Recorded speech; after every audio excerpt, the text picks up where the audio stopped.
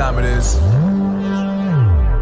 Marvin Devine, Huber, Axel, and you know how we do.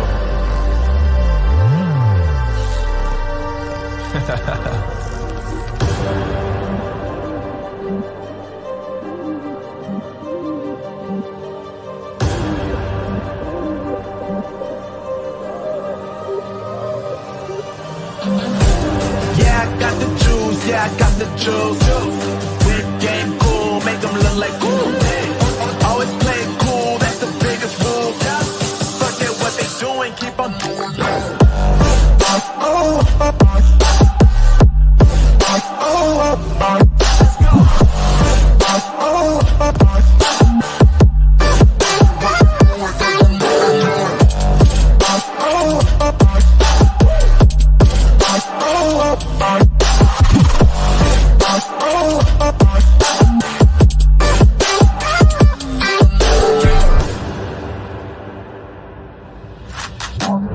I've been making loot since like 22. Ask me how I made it right here in the booth. I'm always pursued cause of what I pursue. That's greatness, yeah, I gotta make it, I got things to lose. Boy, wanna get in my crew, but you can't get in my crew. Me, XL and Huber, way too fireable. When this joint drop, better call the troops. And when you hear the drop, better raise the roof. Better raise the roof. You already know what happens when we link up. Let's go. Yeah.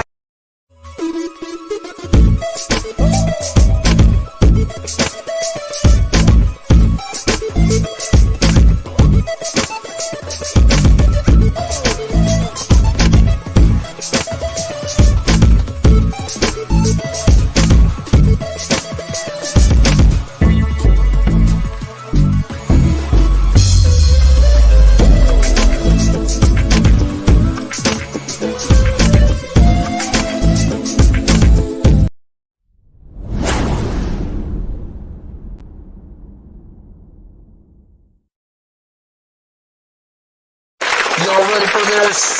Yeah.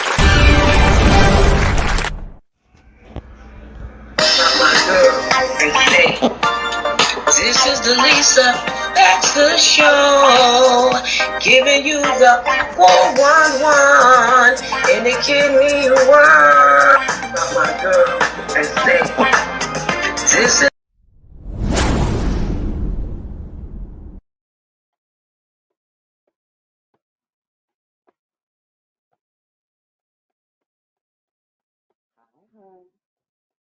The Super Bowl is over. And look what I got for you. I got you some candy. Well, where's my candy? This is my go hither look. My go hither look. I'm sorry, my teeth ain't in, but my go hither look. What are you looking at my arm for? I told you, don't ask about my arm. You ask too many questions. You're supposed to be the romantic day, the love day, the no sick day. I ain't feeling ill day. You know what I'm saying? And I know I'm looking well and I'm looking good and I'm looking great. So what don't you so far over there? Come on over here. Come on over here. Come on over here. Good. Come on over here. Pumpkin, booby, honey, love, muffin. Oh, it's like that. Oh, you got issues with my illness. Well, you should have been said something.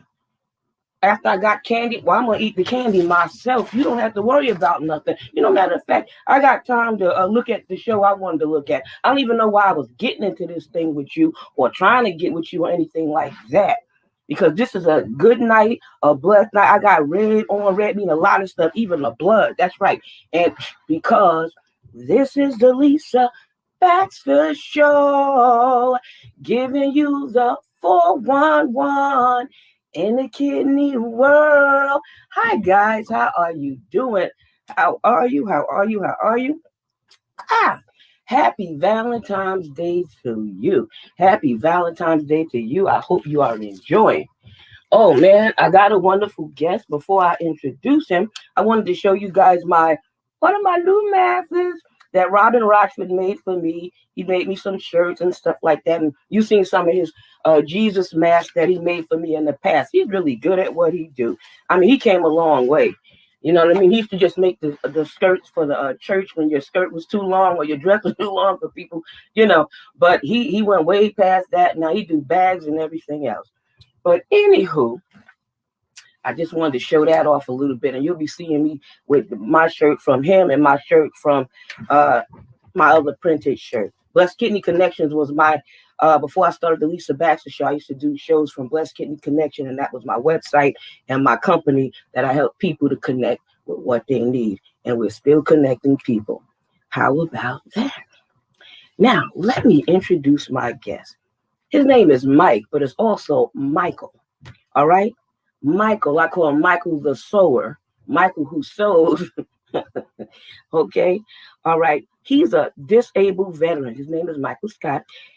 He's a disabled veteran that retired, right? And he has an invention that he's going to talk about. We're going to talk about a little bit of this, that, and everything. All right? He's a hardworking man, and he has the sleeve of sleeves that can just cover your arm and your access. How about that? I ain't mad at him. Welcome to the show, Michael. Woohoo!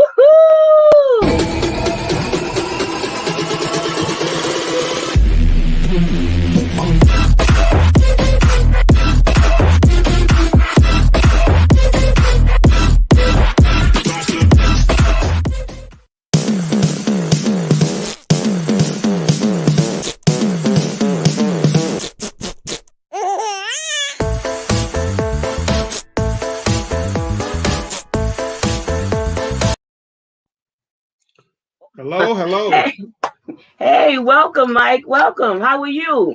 I am doing just fine. I'm up here in frozen Rotunda, Wisconsin, Green Bay, freezing. Yeah, I'm trying to stay warm, but it's kind of hard to stay warm when you're at -15. So I know that's right. I know in New York, when it's a single digit, it goes below zero sometimes. But when it's a single digit, it's cold. Even when it was 20, it was cold. So I can't imagine. So you better dress warm and stay warm and keep something hot to drink, I guess. that's it. I stay in the house. I ain't mad at you. You ain't never lied. Come on here. Come on Yeah. here. We're going to drive right in.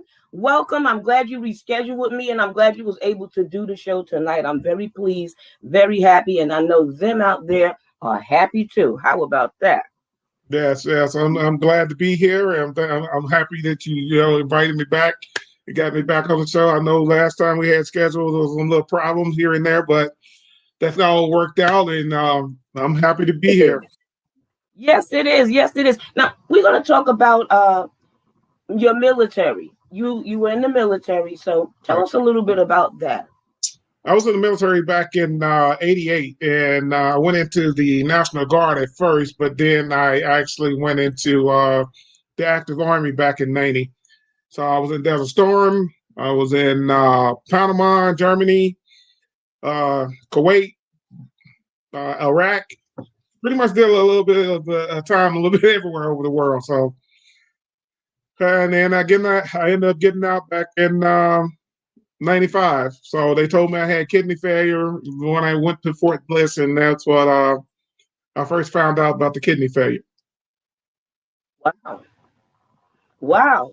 Oh, you like some of my other guests. They just go running to the point. I ain't mad at you. We're going to still drive it and cruise it on down and still get this story out here. First of all, thank you for serving the country. I'm glad you came back safe from Kuwait and Desert Storm and everything. You know, some people don't survive that. Some people come back with different issues and problems. I can't think of it as PSD or I forgot because my niece was on the show. Thank you. And she talked a little bit about that, Dr. Webster. Okay. Right. So I'm glad you survived that. What was your position in the Army?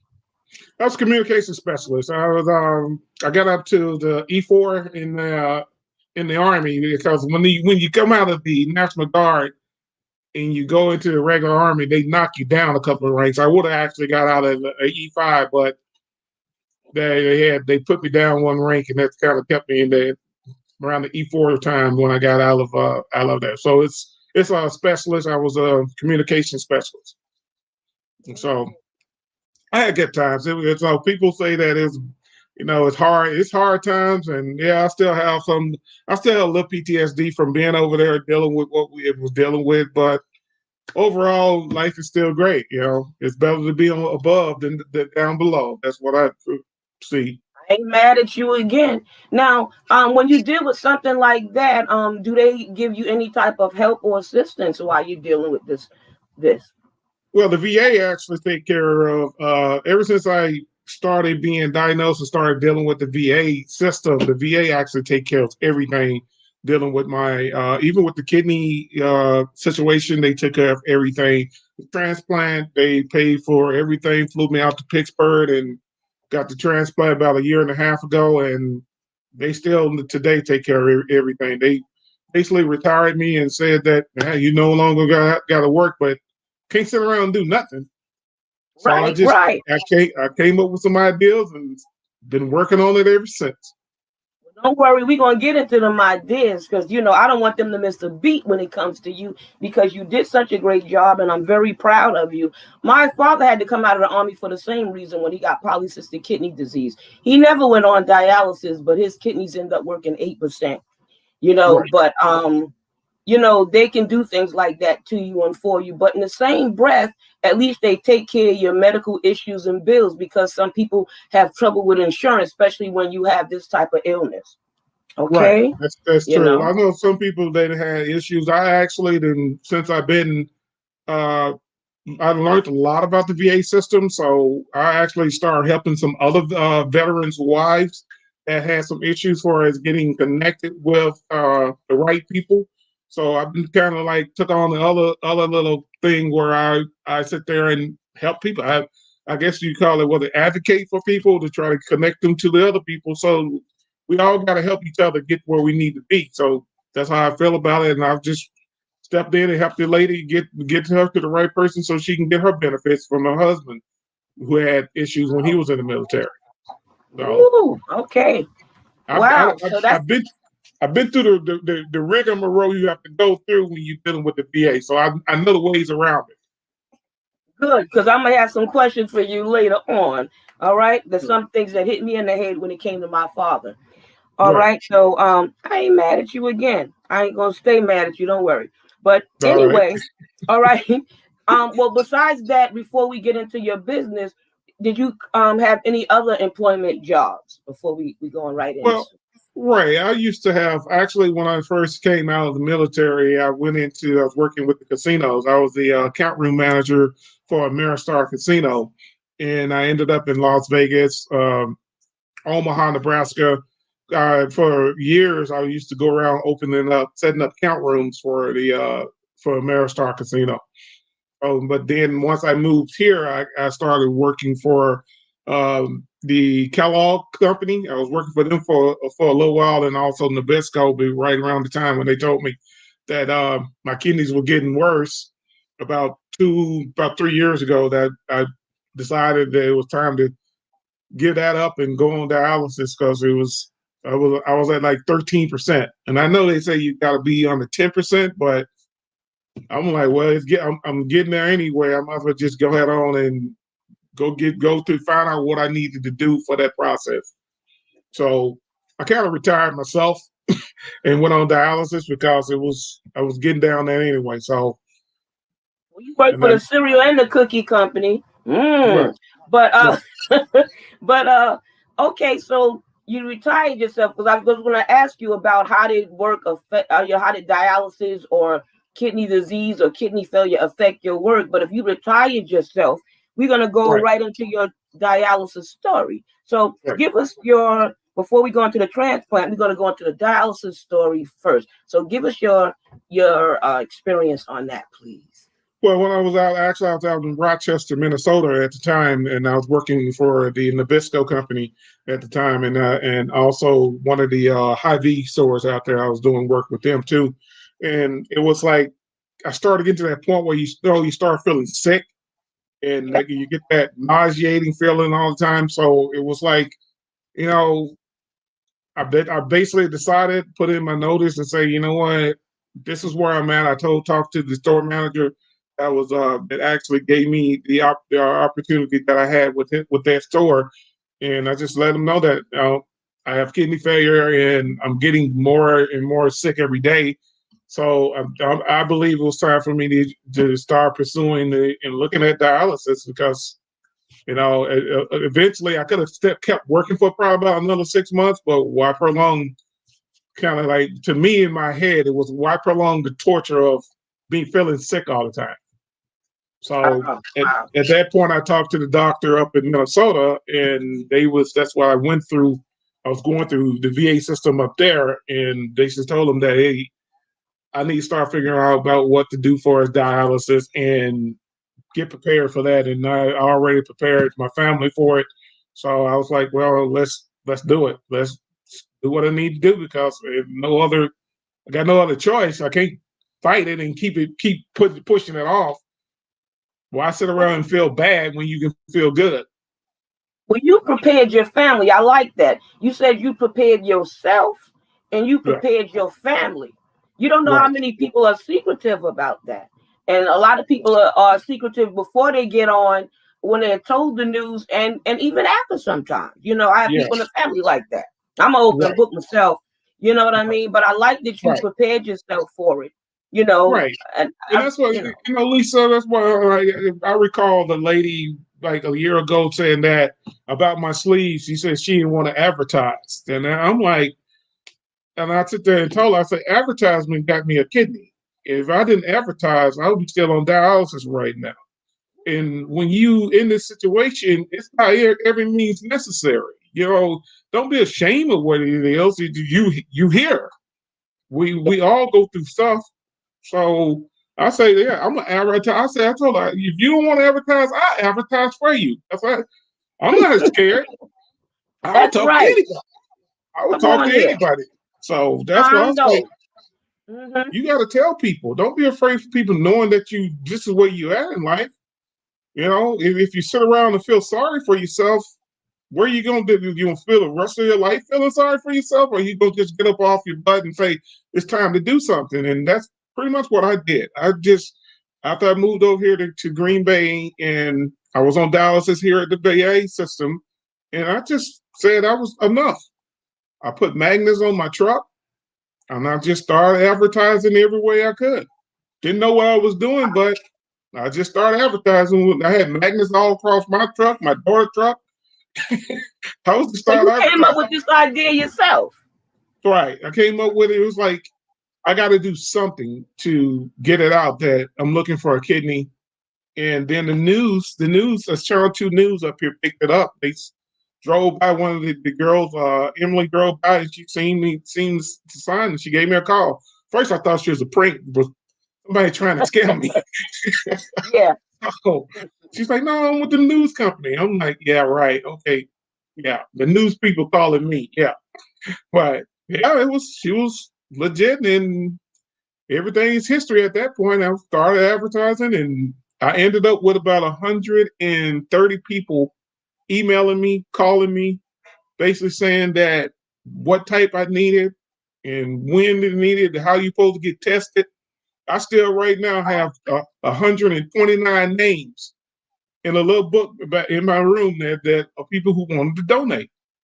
Now, and I know with the Privacy Act and all that stuff, but it's like, to me, another reason for this business is to get the word out that living donors, yeah, you can wait for that list of 600 people on that 600 list of donors list. Why wait? Let's get the word out. Let people know that, hey, you can help somebody make a better life, and that's what I wanted to do. So that's technically what I took this business that I created to basically put the word out. I will talk to anybody. I've talk to people in Canada, the UK, Argentina. Ever since I've been started doing all this and then doing what I've been doing with this business, I've been talking to a whole lot of people. I'm trying to go global. go Mhm. global and let people know that we all in this together. And if we don't help each other, who else gonna help us?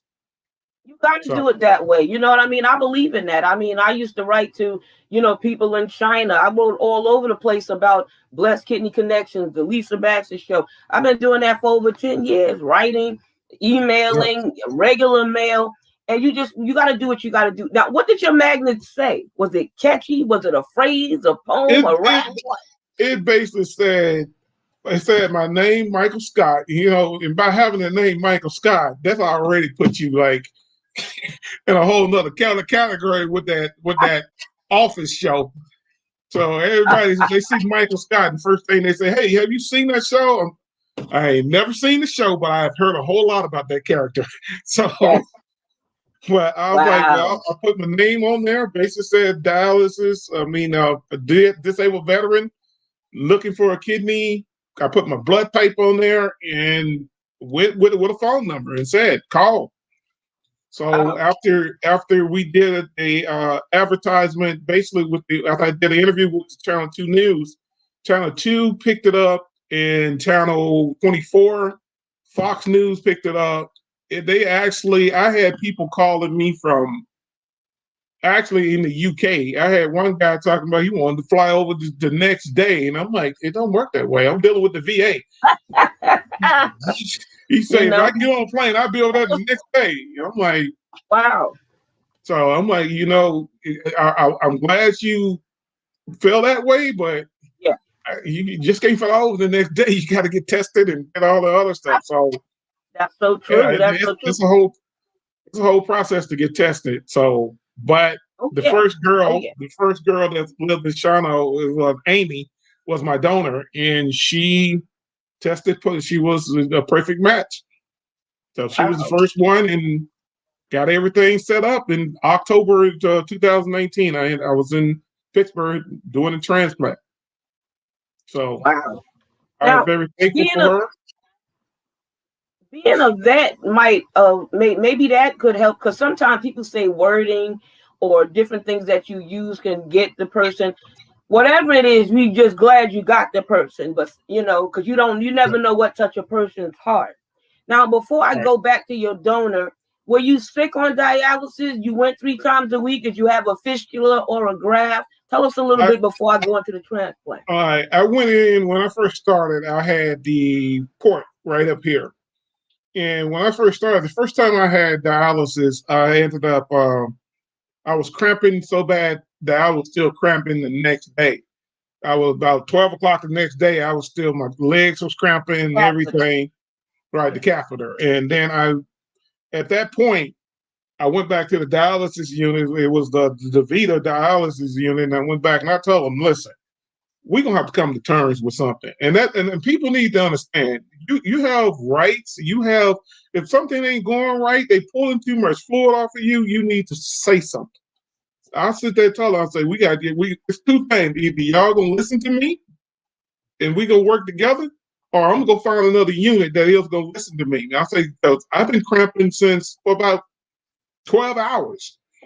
When I got done, about 12, 18 hours cramping, my legs was cramping and I was just in pain. I told them, like, we need to stop pulling. Y'all gonna have to get to the point where we're gonna have to come to terms and try to pulling. Because I was like, I'm still going to the bathroom.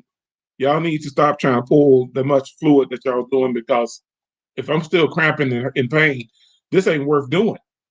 And they kind of, I talked to the doctor, and they kind of agreed to what I wanted to, how I wanted to take do the whole process, because it wasn't worth me being in pain. If I'm, you sitting there being in pain, say something. That's why I know I talked to some other people, and they was like, man, I'm still cramping. You need to tell them they're pulling too much. They need to back off. Take You that know, pull off. but the biggest thing is to try to make you have a quality of life, not sitting here. Yeah, they trying to save your life, but if they putting you in pain, then that ain't saving your life. That's torture to me. And They I didn't said give that you any fluid back. right. Excuse Well, me. that's what they started. The next time they started adjusting the fluid level, and basically said, okay, well, you're still going to the bathroom. This is what we're gonna do. I say, yes, because I'm telling you right now, either you go do something or I'm gonna do something. And if I do something, it's gonna be going to another unit because somebody gonna listen to me. That's just I'm no doctor, but I know my body. And if you put me in pain, it ain't worth me doing this. So they listened Advocating for and yourself. right. And that's what I've been doing for ever since I went through that experience. I run across somebody, I'll tell them in a minute. If they putting you in pain, you still cramping when you get ready to leave that unit, you need to tell them, you need to tell your doctor that they're pulling too much. They need to adjust it, bring it back down, work it out some other kind of way where they can get the fluid off of you. But it ain't worth you going home and first thing you do, you get home, you stay in bed all day because you're cramping. No. So I would stamp mine out. I would try to rub it out, kick it out a little bit. I used to right. hate that. Right. But and then when I moved over here to Green Bay, that's when I got back into the VA system because I wanted to be in the system that got me in this whole thing anyway. Because I want people to listen to me. You know, being a veteran in the veteran system, I felt better that they'll listen to what I had to say versus Davita. Because personally myself, Davita wants to check. They was getting paid from the VA for me to be there. I'd rather be in the VA where people ain't really they there because they here to help you, not here to cash a check. I just felt like the VA was trying to cash checks and they really didn't care. And I was like, forget it. I'm going to the VA system where I know they're there to help the veterans. So wow. Well, that's a wise, educated move.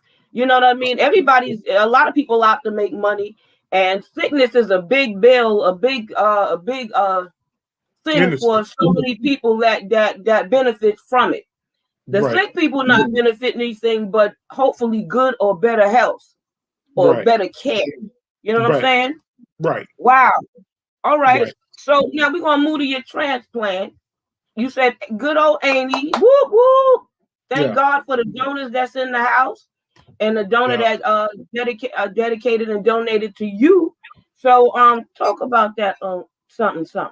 Amy, she's from Shawano, Wisconsin. She was a little something, about 5'2". She's just a little small little lady and the nicest person that honestly that I when it comes to meeting a lot of people, to me right now, she's not only a friend, she's we're family right now.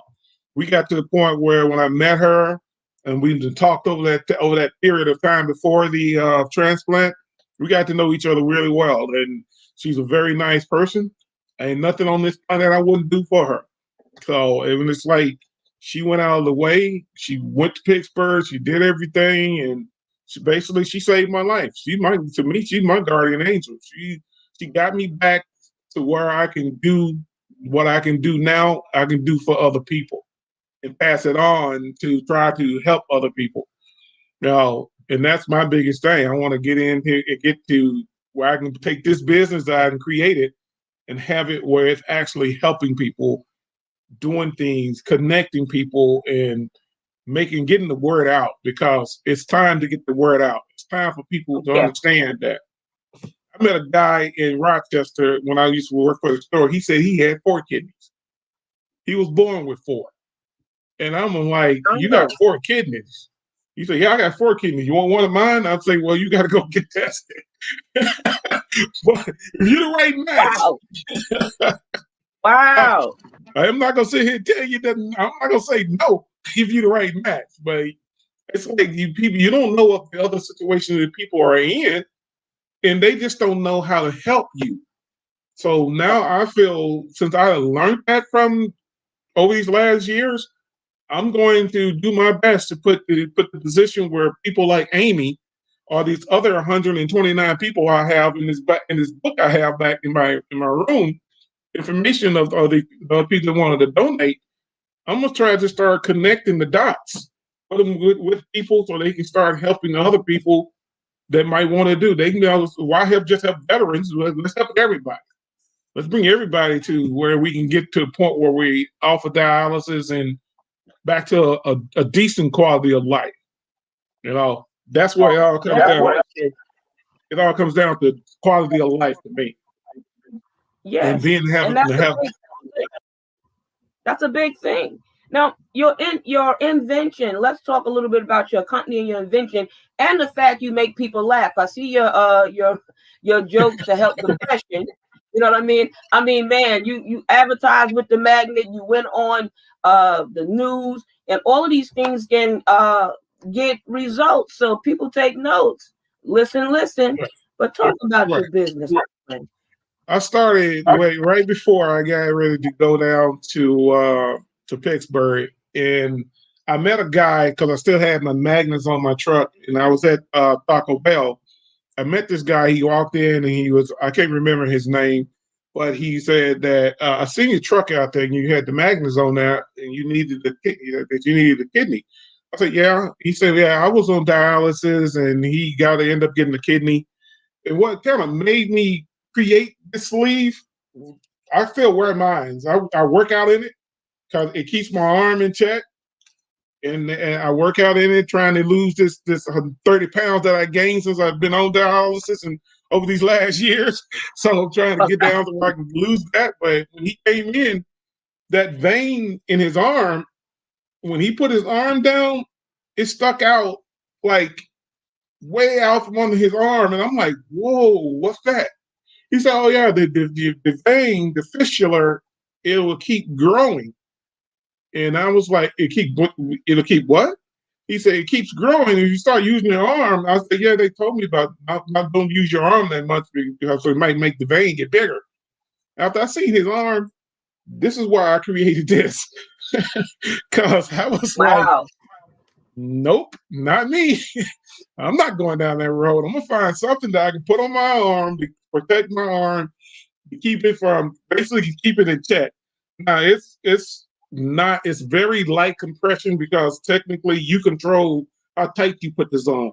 If you go get a compression, one of those compression sleeves that they have online, you can't control that. You can't control the tightness of it. And that's why I came out and made this. After I went through about 2 bolts or 3 bolts of fabric, this is pretty much what the end result was. Because I taught myself how to sew. I didn't know how to sew. I went and bought a sewing machine and sit down for hours and hours before I went to dialysis for Pittsburgh, before I went to Pittsburgh to have the transplant and trying to figure out how to make this sleeve where I wanted to actually be able to take it off, keep it loose, and do things that I needed to do what I needed to do. And I also be able to advertise. Like my biggest thing is if I'm in an accident, a lot of times people don't understand that they give you the emergency bracelets. A lot of times you might lose that in the accident. I'm not losing this in the accident. It stays on. Up to you.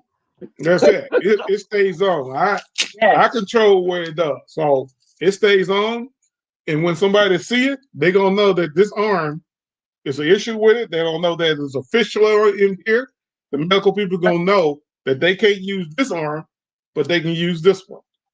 And that's why I did what I did. I made this here. I put the system on it. Medical symbol on it, and I put fistula at the top. Now this one here, I got more advanced. I put the hot and cold pack.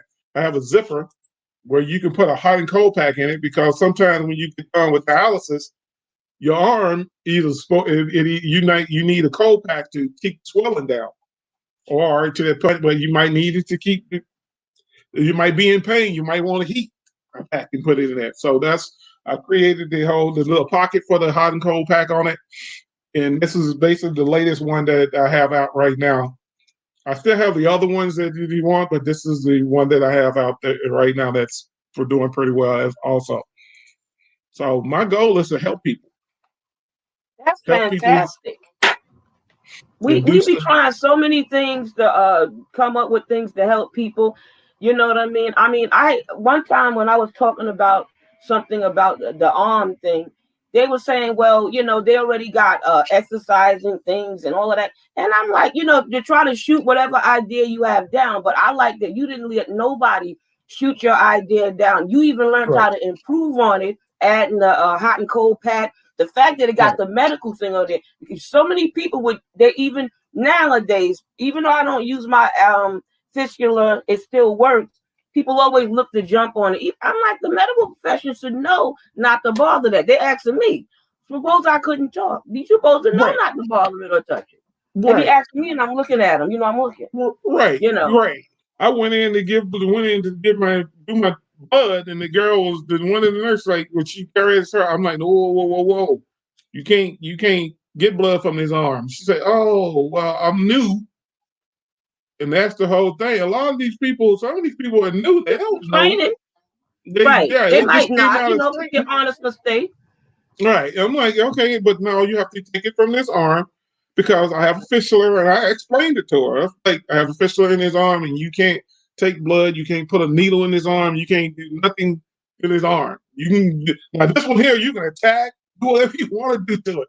But this one, no, no, don't even mess with it. And I explained it to her, and she understood. And that's what you might run into. You might run into a person that don't know what a fistula is. Even my patent lawyer, when I talked to him about the whole thing, went down and had a meeting with him, he was like, he called it the fistula. Like, the fistula. I'm like, no, fistula. Fistula? I was like, what? You call it whatever you want to call it, just give me a patent. So, I know that's right. Come on here. So you talking right. And people don't know. People don't know about what it's really about. And it's like, for me, I feel like people like me, you, Steve, all of us, and all the people out here with the shows and trying to bring awareness to this issue. We need to get out there and do it because people need to understand that this is something that is not only needed to get your odds of having a good kidney transplant is to find a live donor. A live donor, yeah, you might get a cadaver kidney, but the percentage of your kidney, the kidney working and staying with you over the years is with a live donor. You have a better percentage of that kidney not failing and staying with you with live donors. And I'm an advocate for find you a live donor. Let's get people connected to what need to be connected so people can get back to life. I hated that chair. I used to sit in that chair, my doggone butt started hurting. I'm like, man, I got to get out of this chair. Back, everything. Yeah. You try to stay busy in the chair. I would read, I would pray, I watch television, listen to music, call family, look at the text, did business in the chair. You're in there long enough to do so many things. Right. But having the getting it, I had it in the groin when I had to first get dialysis.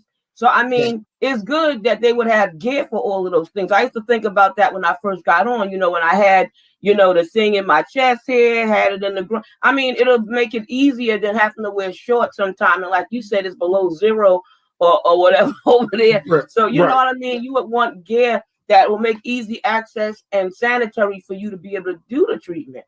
But I just love your ideas and stuff. Right. Where can they get this, or how can they? I see Steve put your stuff up there. But if you want to say anything or add an email, whatever you want to say is fine. Where can they get they can go out to my Etsy shop. It's up there on the screen. They can go out there. Right. They can also go to Dialysis Warrior Gear at yahoo.com and leave me a message. And if they can't find how to get to the site, I will send the site information to them.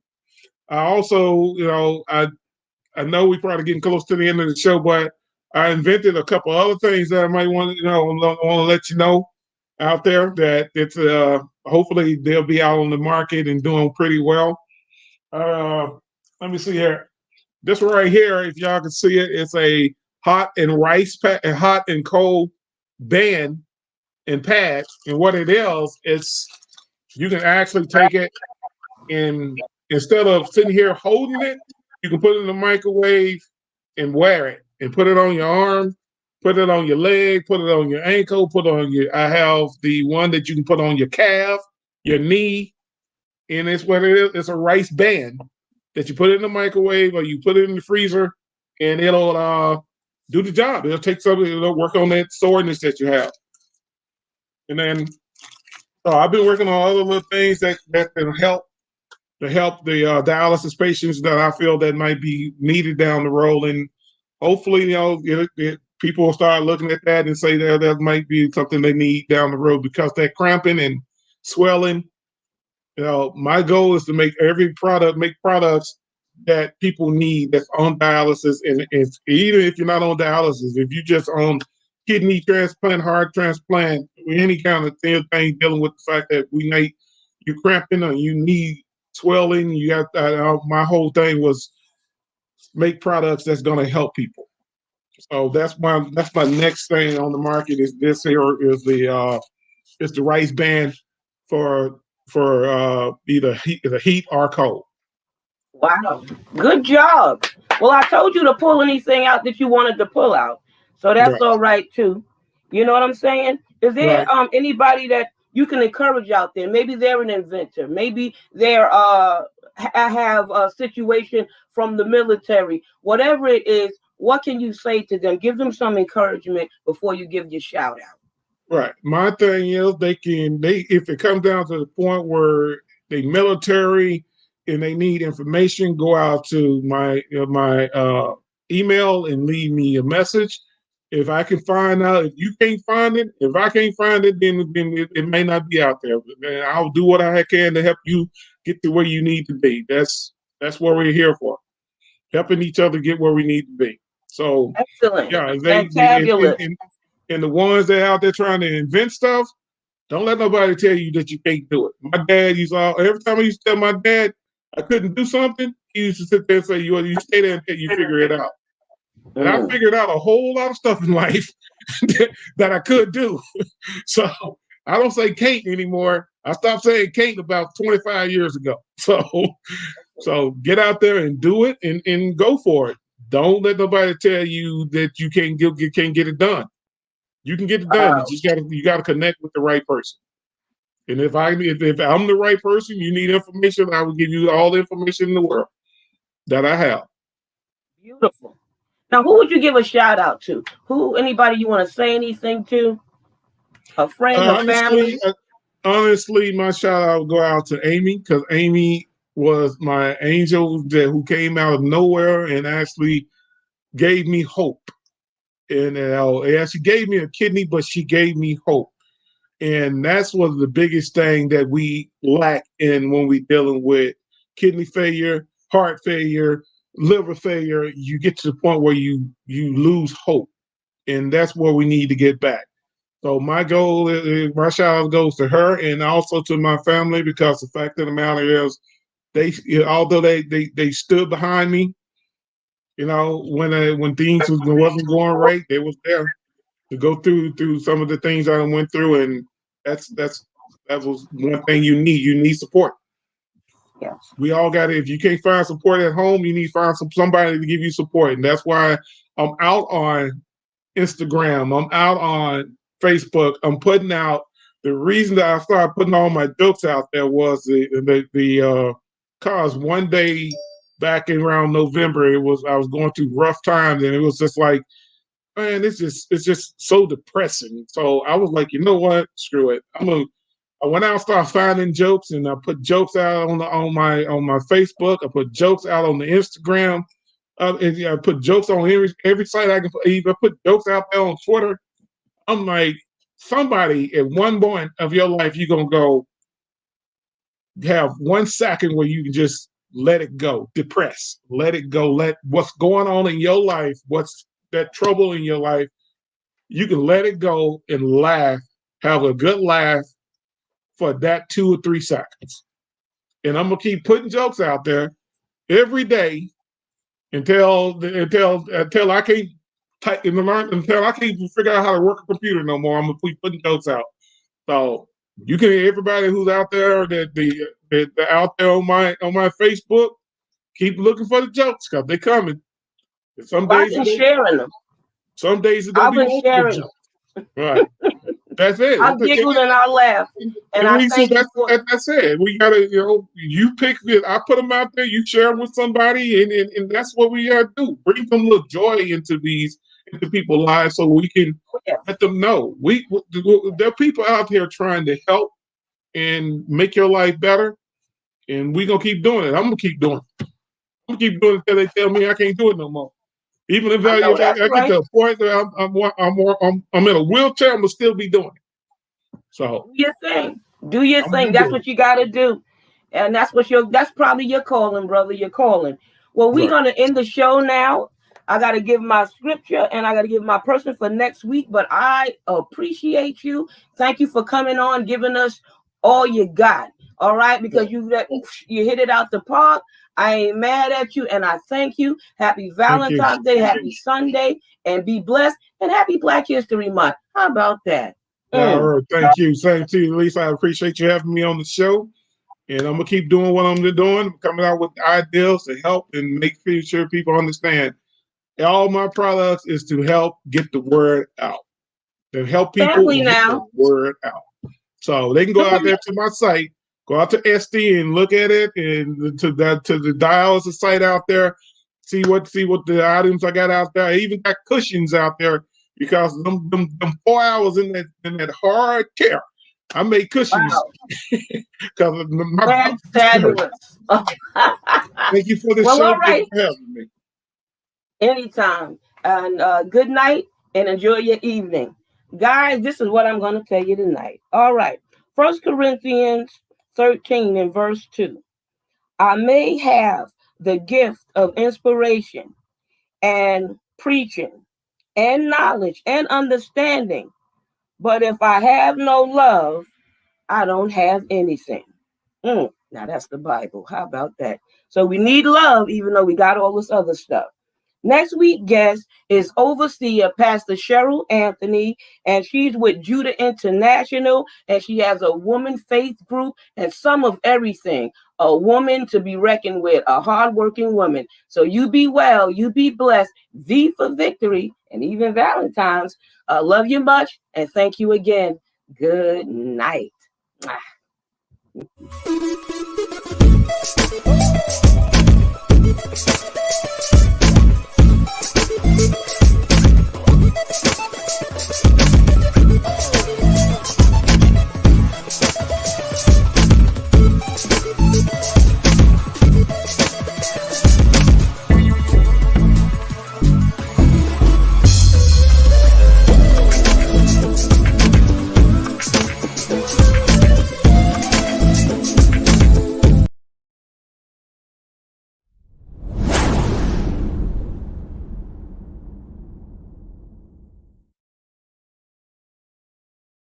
Y'all ready for this?